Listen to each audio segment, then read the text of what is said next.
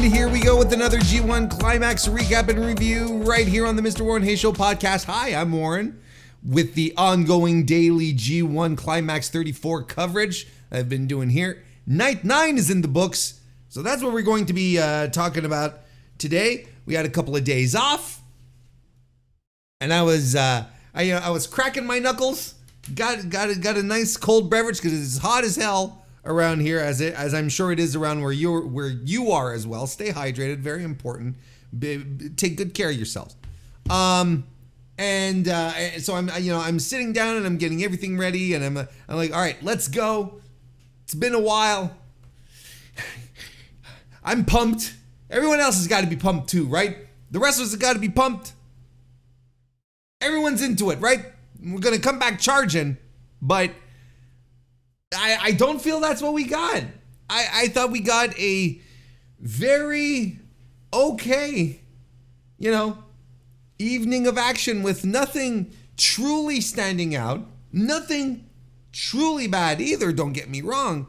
Just like everything just perfectly acceptable, And I know this is not the New Japan that we had in the mid 2000s, 2010s, where everything would just be crazy and people would be ranting about how great these shows were for days, and you'd have these tremendous match of the year matches. It's been a few G1s that it's been this level of output by those involved in the tournament, by the wrestlers. So I'm at a point where I'm like, well, I guess this is what this is moving on, right? What you see is what you get. The days of 2 to 3 excellent matches on the show making everyone lose their minds, I think they're done. I think it's finished. It's not the case anymore. And I feel like I've lowered my expectations on that level. Particularly starting this year, right? Maybe I still had that level of expectation last year, but this year I sort of toned it down. I'm like, look, all right. But I also held out hope that, with this idea that we're slapping on a new coat of paint, that we're rejuvenating, refreshing the roster, having all these new guys in, there was still part of me deep down inside where I was like, man, every night is going to deliver and over deliver, and it's going to be nuts, and people will be, throwing their toupees in the air, and those who don't have a toupee, well, they'll find something to throw in the air. I don't know why I focused on it. I don't know why I decided to say toupees.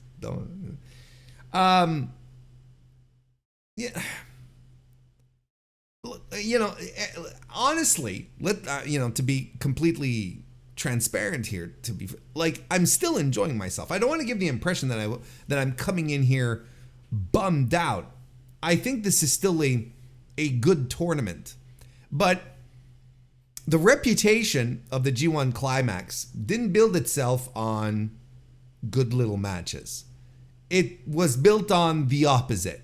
Just on any random night, you could have just great matches that would just blow you away, that would fill up your match of the year contendership list, Well, not on one night, but throughout the tournament, you'd be able to just bring this all together at the end and say this was a tremendous tournament. And that's how people got into the G1. That's why the G1 was held in such high regard. It's not by giving fine little matches throughout the tournament that people got excited for it. Now we got excited for it again this year because of the promise of something new and different. And don't get me wrong, we're getting different this year. This doesn't feel like your grandpa's G1 on a couple of levels. Both on the level of people actually participating in the tournament, right? The actual wrestlers on one hand, and on the other hand, the overall quality of matches. Again, I'm not saying the matches are bad. you can still count on one hand the matches that I thought were ho-hum, ho-hum and humdrum. But you know, you can still count on them on one hand. So you know, are we complaining while our belly's full? Maybe, but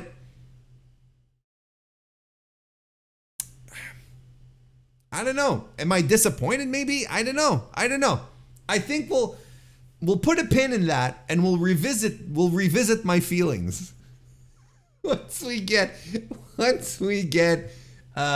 closer to the once we start reaching the end of the tournament, especially when we'll be done with block action, which is coming up. Don't get me wrong, right?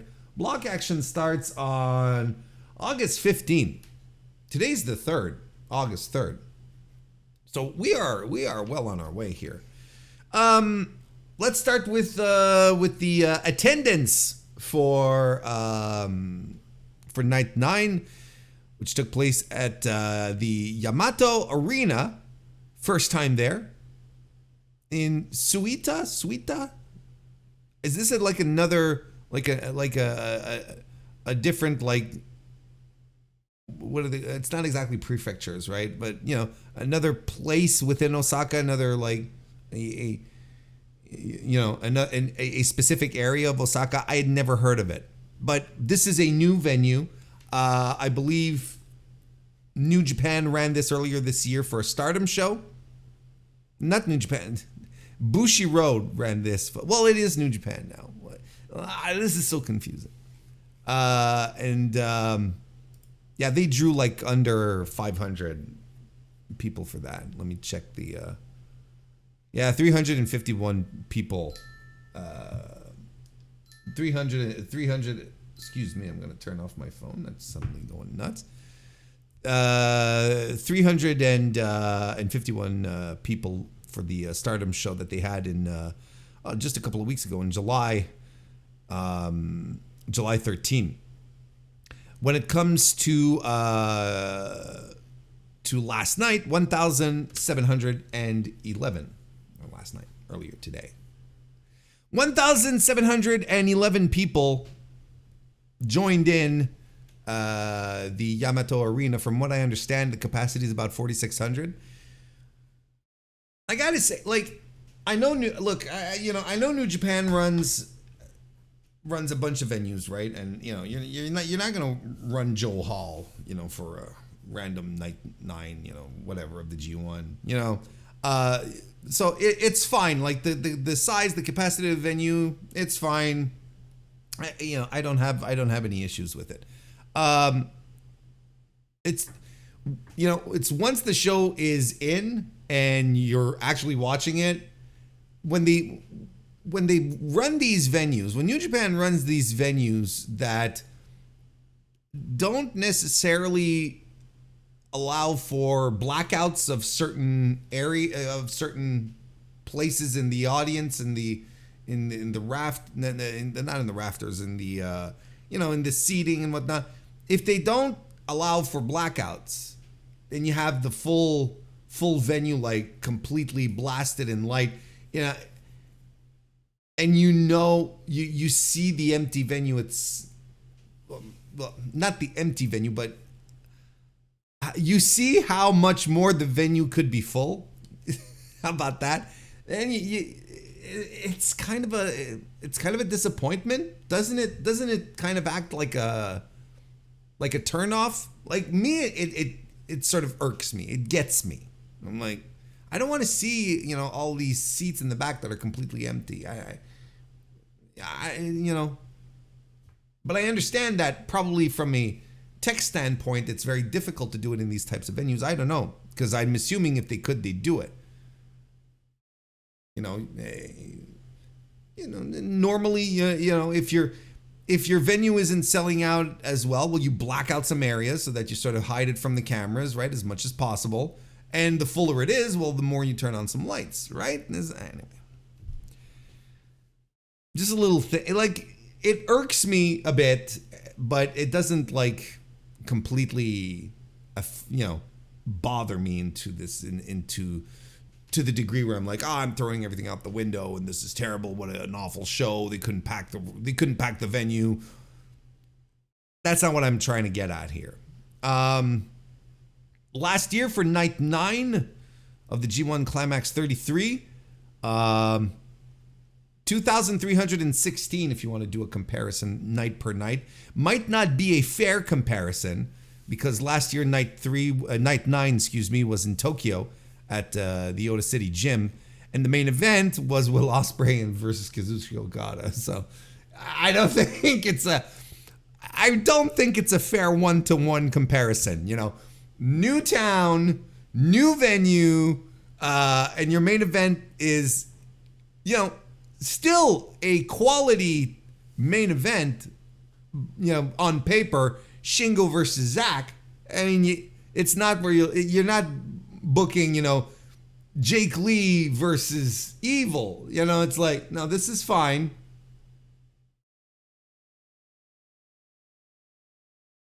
Shingo and Zack should draw, and I mean, they did. Look, I think overall, despite all my little nitpicking and quibbling, I feel like 1,711 for a first time in the, you know, in the venue. I think it's good. It's on par with what they've been doing throughout the tour, maybe even a little higher. So there's nothing. Maybe I am complaining while my belly's full. Maybe like I'm completely satiated and I'm still bitching. I don't know. It's nonsense. Maybe sometimes what I say is nonsense. But yeah, I wouldn't make it would not be a fair year-over-year comparison here. Absolutely not. As far as the results for the show itself, Jake Lee defeated Callum Newman. Great-O-Khan defeated Evil. Tetsuya Naito defeated Gabe Kidd. SANADA defeated Shota Umino. And in the main event, we had Shingo Takagi getting one over Zack Sabre Jr. So we're going to get into it. Now, like I said, I used the word sleepy. And I don't know if this is... I have trouble, like, I don't want to say sleepy in the sense that I felt like the audience was on its hands. I think that new crowd, you know, new venue, you know, what can you expect, so on and so forth. Maybe the crowd wasn't as alive as other New Japan crowds are. But you can't expect every crowd to be, you know, a Kirk and Hall crowd. You know what I mean? And they were alive for the main event. Like, I thought the crowd was really into it for the main event. I thought it was so I don't think that this show was essentially a crowd problem. I think it was an output issue. I think I looked at all of this, and I feel like the people who put in like the little extra effort were able to get that little extra spark, got reactions from the crowd, and those who sort of coasted through got what they deserved, which was, you know, practically nothing. And at the same time, WarrenHayes sitting there and feeling completely uninspired by this night of wrestling. Because that's my main issue, is that I feel uninspired. Like, I took notes. I always have my notes. Cracked open a brand new one today, by the way. Brand new. Just, still smells like nothing. You know, people who say, I love to go to bookstores and then I crack open a book just to smell the books, you know, on the pages. And I'm like, what a bunch of weirdos. You know, don't you think people who do that are kind of weird? And I know a lot of people do it, and I apologize if you do it, but I also think it's kind of weird because no one says, you know, I go into Lids to smell the hats, you know, I go to Foot Locker to give the shoes a smell. No one says that. Now I understand, like, it's different because you're holding a book and it's part of the sensory experience, but it's weird. Don't go smelling books. Don't go smelling anything that isn't yours. Buy it first, then be weird with it. Then do whatever you want. Buy it, bring it home, and get weird. Get as weird as you want with your book. Get as weird as you want with your shoes. Or whatever. You know. At that point, I don't care anymore.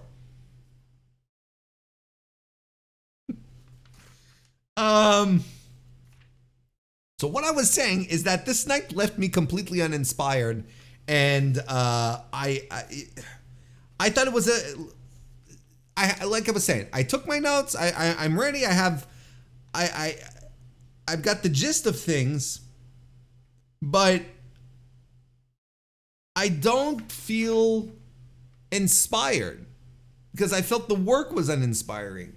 So I don't feel, conversely, I gotta admit, I'm kind of struggling to be like, well, how are we gonna pull this off here today? Because everything was a lot of stuff.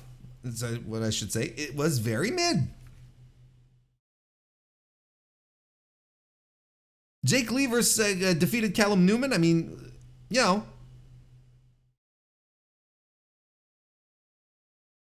it's exactly what you think it is. Callum Newman's is not in a position to be tearing the house down, and then you got Jake Lee, who, just gonna leave it at that. Jake Lee got the win.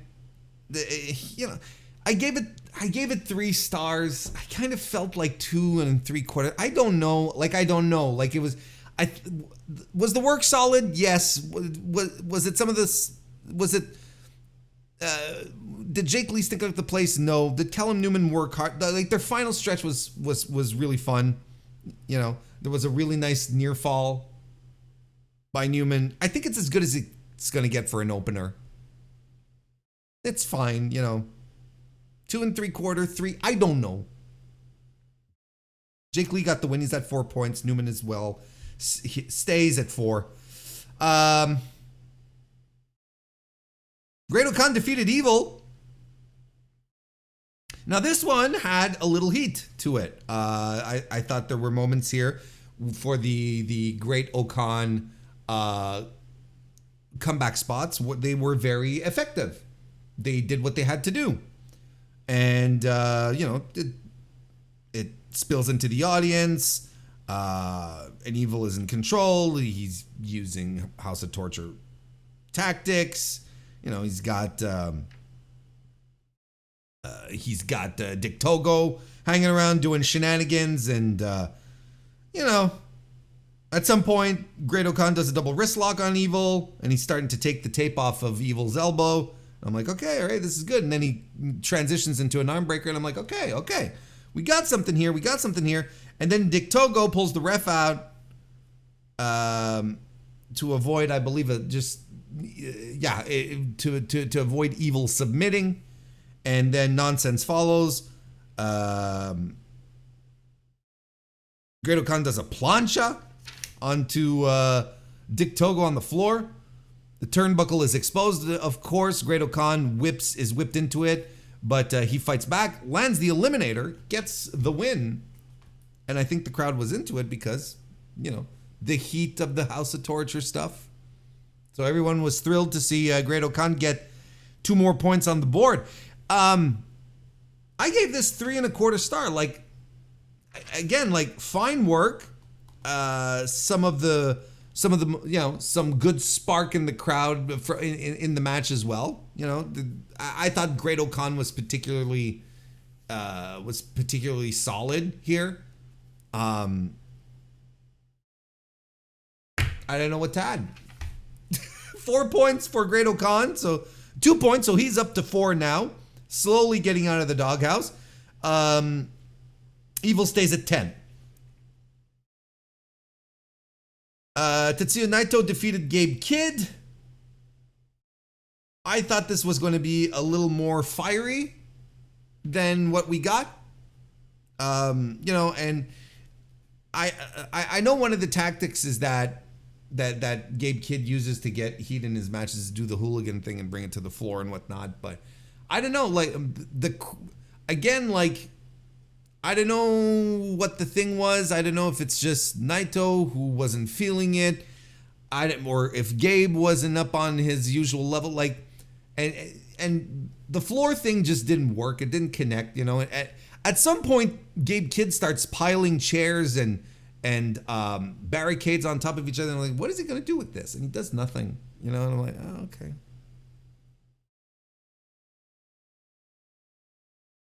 Tetsuya Naito does an Esperanza, a Saito suplex by Gabe Kidd, little back and forth, and Naito schoolboys Gabe Kidd for the win. He also did, he being Naito, did a Destino during the match. I'm doing air quotes for those of you who are watching right now. Look, I gave it 3 stars. I don't know. I got nothing more for you. Tetsuya Naito now at 6 points. Gabe Kidd still at 6.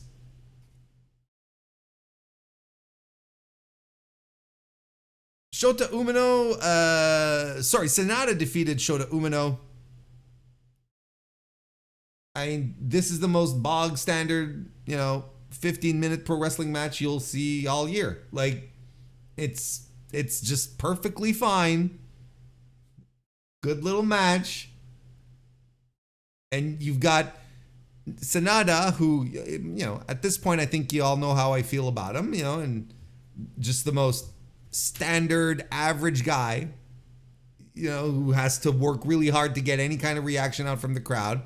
And Shota Umino, who is so hit and miss in these circumstances, where there is moments where he's just like fired up and he's tremendous and he's just adding so much emotional investment in his matches. Everything everything just clicks and it connects with his offense, and it's just like, all this rules.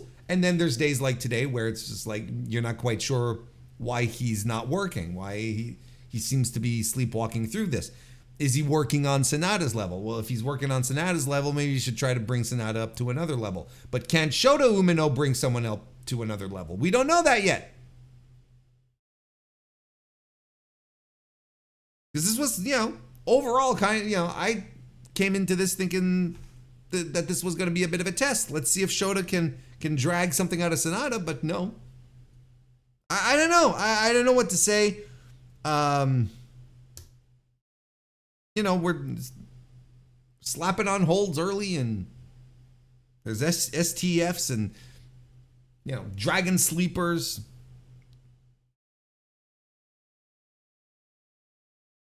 Shota Umino at the end of the match is he's firing up. He's got the cradle DDT landing, then does the blaze blade, but SANADA bridges back on a pin and gets the surprise win out of nowhere. Two roll up surprise pins here.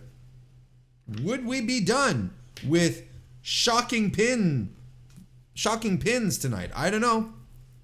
Stick around, we'll find out together.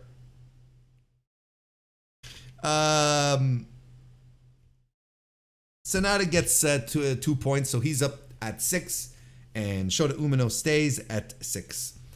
Yes, there's a lot of 6s going on. Shingo Takagi defeated Zack Sabre Jr. This was the best match of the show, but I know these guys can look. This was a good match, okay? This was a good match. Let's get it out of the way. I gave this 3.5 stars.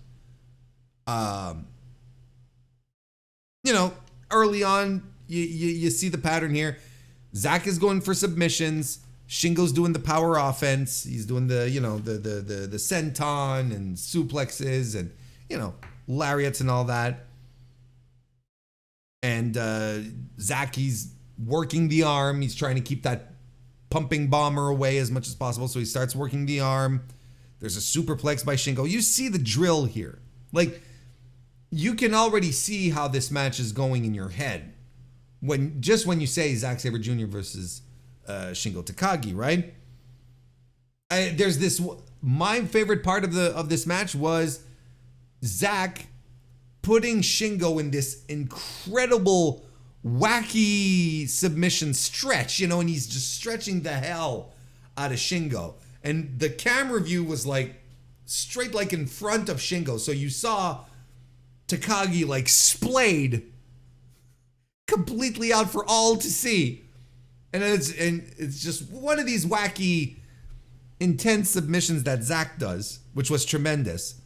And he keeps working the arm. You know, we get a PK and then a pumping bomber by Shingo. Then a Made in Japan by Shingo. Then a Zack driver by Zack Sabre Jr. They trade some strikes. And then the finish comes when Zack has Shingo in a submission. And Shingo can't break out. And the referee is about to call the match. He's about to say, okay, like you're not responding, you know. And just as he's about to call it, Shingo grabs him by the pants leg and brings him back. It's like, no, don't you dare. And he powers out of it and lands Last of the Dragon for the win. So this one did not end with a surprise schoolboy, surprise roll-up or whatever. Yeah, so there you go. I mean, this was a good match. I'm not going to sit here and tell you this stunk or it was boring. It was not. But this was absolutely not Sabre's and Takagi's best match together. We're not even close to their best match together. It was fine. It was a fine little. It was a fun. No, not fine. It was a good match, well wrestled, good.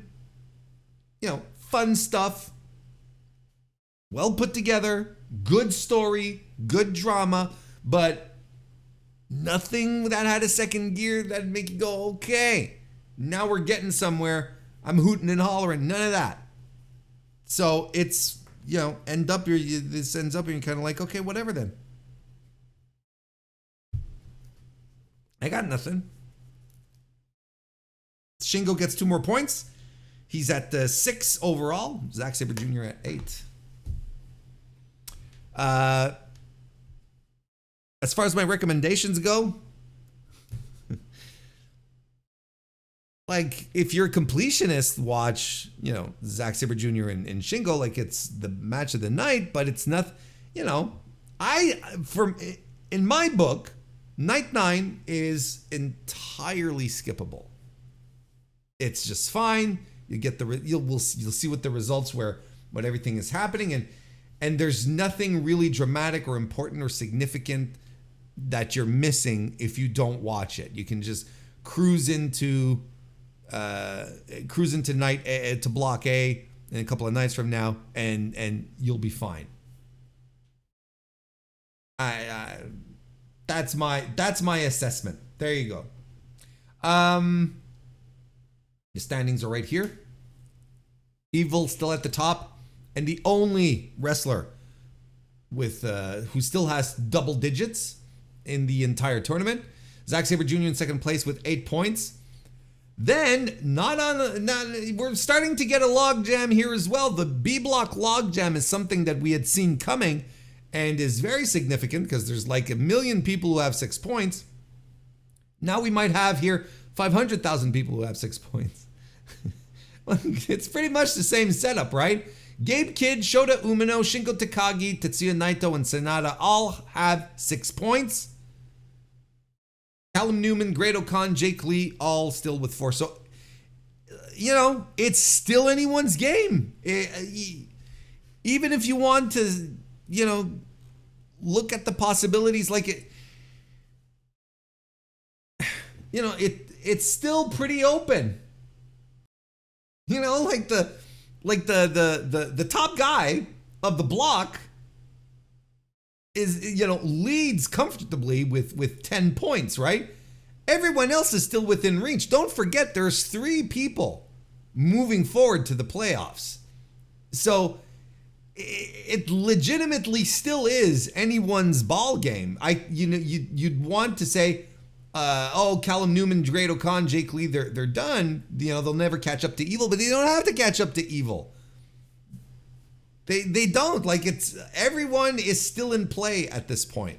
Now, Evil has only lost one match, as we said, and it is Great-O-Khan who got the win tonight. So Great-O-Khan has a tiebreaker over Evil. Will that come into play? Will that be significant? I mean, it would only be significant if Great-O-Khan wins his next 3 matches, right? Which would mean 6 points, which would bring him up to 10. And then somehow Evil would lose the next 3. And then there'd be other people up there with 10 points. And then it would come down to Great-O-Khan or Evil, and Great-O-Khan moves forward because he has the tiebreaker. That would be that's the only scenario I see here. I don't think it's a significant tiebreaker.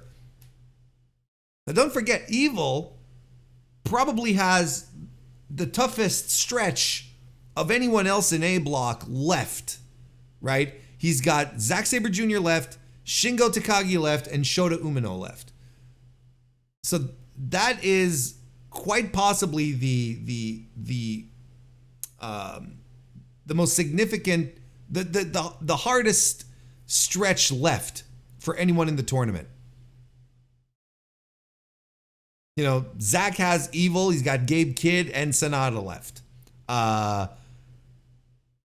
Shingo has, outside of Evil, has Jake Lee and SANADA as well. Shota Umino has, as well as Evil, of course, Jake Lee and Tetsuya Naito.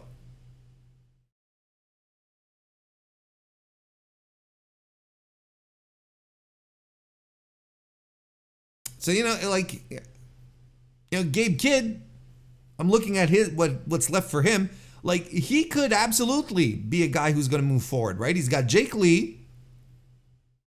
I mean, that all depends at this point, right? But Gabe Kidd has been a revelation in this tournament. So, and the audience loves him. If you were asking me, I'd have him go forward. So Gabe Kidd over Lee. Then he's got Callum Newman. He should win over Callum Newman. And then he's got Zack Sabre Jr. Maybe he drops it there. But there's an easy possibility for Gabe Kidd to score 4 more points. Like, easily. He's got the potential to score. He has the potential to end with 12 at this point. But there's a fair chance that 10 points would be very good for him and gives him a possibility of qualifying for the playoffs. I mean, Evil has a tiebreaker over him. So does Naito. Like, he's got some significant people with some tiebreakers over him. Shingo,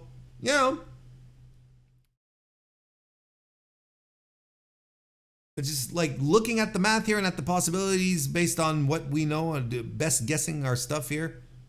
Great-O-Khan, I think his biggest hurdle is Naito, if he wanted to continue making an impact. Because otherwise he's got Callum Newman and SANADA left. Then again, I wouldn't be surprised if Great-O-Khan would want to put Callum Newman, his United Empire brother, over. I wouldn't be surprised in the least either. See, it's still so much anyone's game. Not sitting around doing eliminations and whatnot. The field is still very open on that front. Let's talk about what's coming up next. We're going to be back on August 4, ergo, tomorrow, Sunday, for B Block action. This is what we got for us. And where is this from? Oh, it's from Aichi. Okay. From the Aichi Prefectural Gym. So we're good. Bolton Oleg versus Dave Finlay. El Fantasmo versus Yuya Uemura. That's going to be... It's going to start being do or die time for El Fantasmo, right? It was, in the gutter here. I think there's a... I mean, let's see what they do with Uemura, right? Uemura, they might continue pushing him, Or this might be the extent of the push for this G1. Just giving him, 6 points, big matches, and he's been delivering on everyone. Maybe now it's like, okay, now you're going to lose. Maybe. But El Fantasmo is absolutely in the running to be the first person eliminated from the G1. Jeff Cobb versus Hinare, that's gonna rock. Hiroki Goto versus Konosuke Takeshita, that's gonna rock. And the main event is Yota Tsuji versus Ren Narita. I don't know what to say. That's we'll see how that one goes. We're gonna have it's definitely going to be an interesting setup once we talk again tomorrow, Sunday. I'll be back with another G1 Climax 34 recap review right here on the channel. Thank you for being here. If you haven't already, like the video on YouTube, give a 5-star review on Apple Podcasts or a 5-star rating on Spotify. That would help out tremendously. That's about it. Hope you have a great rest of your day, and I'll see you tomorrow.